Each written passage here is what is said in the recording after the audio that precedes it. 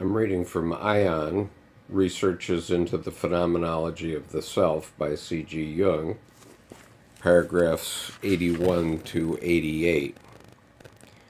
Paragraph 81. The earliest authority of all for the latter axiom, Omne bonum ad Deo, omne malum ab homine, is Aion, 2nd century, who says, quote, "Nothing evil was created by God. We ourselves have produced all wickedness." Unquote. This view is also adopted by Theophilus of Antioch, 2nd century, in his treatise Ad Autolicum,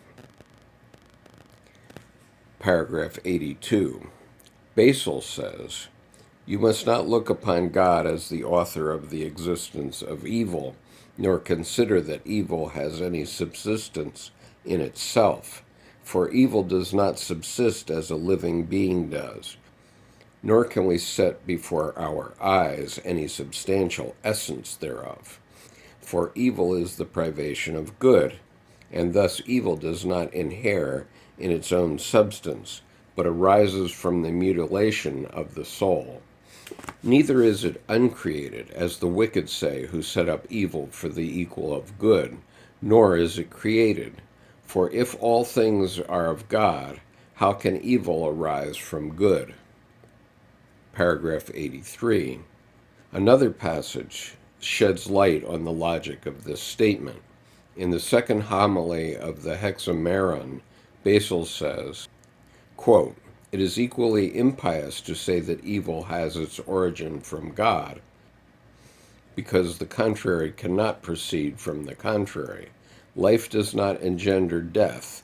Darkness is not the origin of light.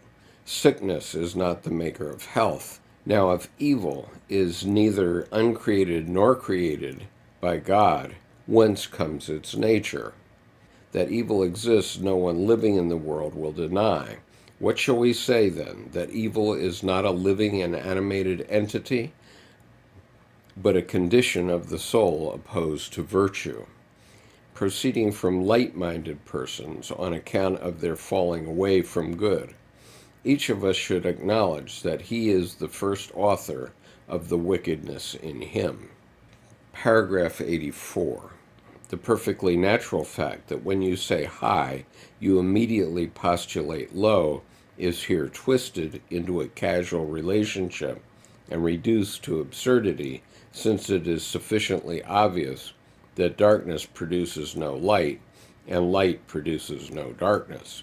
The idea of good and evil, however, is the premise for any moral judgment. They are a logically equivalent pair of opposites, and, as such, the sine qua non of all acts of cognition. From the empirical standpoint, we cannot say more than this, and from this standpoint, we would have to assert that good and evil, being coexistent halves of a moral judgment, do not derive from one another, but are always there together. Evil, like good, belongs to the category of human values, and we are the authors of moral value judgments. But only to a limited degree are we authors of the facts submitted to our moral judgment. These facts are called by one person good and by another evil. Only in capital cases is there anything like a consensus generalis. If we hold with Basil that man is the author of evil, we are saying in the same breath that he is also the author of good. But man is first and foremost the author merely of judgments. In relation to the facts judged, his responsibility is not so easy to determine.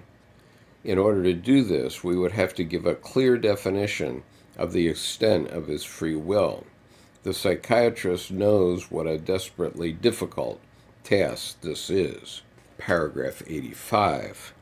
For these reasons, the psychologist shrinks from metaphysical assertions, but must criticize the admittedly human foundations of the privatio boni. When, therefore, Basil asserts on the one hand that evil has no substance of its own, but arises from a mutilation of the soul, and if, on the other hand, he is convinced that evil really exists, then the relative reality of evil is grounded on a real mutilation of the soul, which must have an equally real cause. If the soul was originally created good, then it has really been corrupted, and by something that is real, even if this is nothing more than carelessness, indifference, and frivolity, which are the meaning of the word.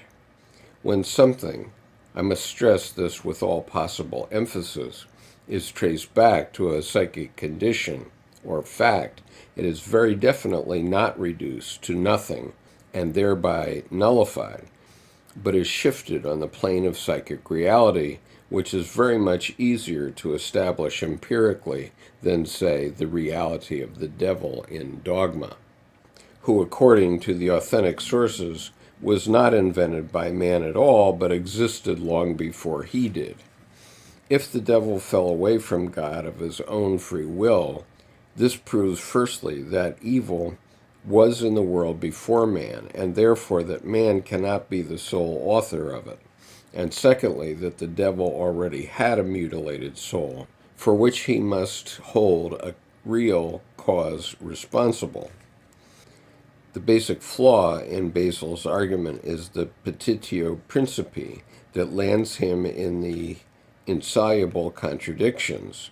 It is laid down from the start that the independent existence of evil must be denied even in the face of eternity of the devil as asserted by dogma. The historical reason for this was the threat presented by Manichaean dualism.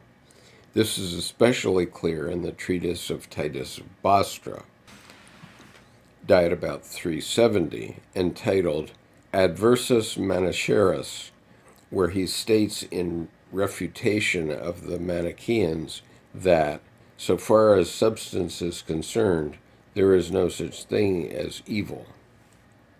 Paragraph 86. John Chrysostom, lived about 344 to 407, uses instead of privatio the expression deviation or turning away from good. He says evil is nothing other than a turning away from good, and therefore evil is secondary in relation to good. Paragraph 87.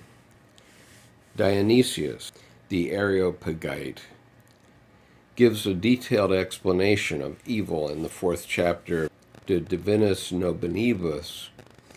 Evil, he says, cannot come from good, because if it came from good, it would not be evil. But since everything that exists comes from good, everything is in some way good. But evil does not exist at all. Paragraph 88. Evil in its nature is neither a thing nor does it bring anything forth. Evil does not exist at all and is neither good nor productive of goods.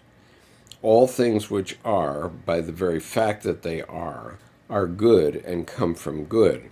But insofar as they are deprived of good, they are neither good nor do they exist.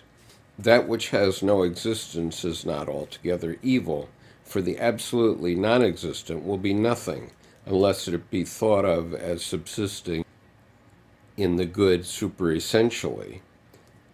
Good, then, as absolutely existing and as absolutely non-existing, will stand in the foremost and highest place, while evil is neither in that which exists nor in that which does not exist. I'm going to stop here for today.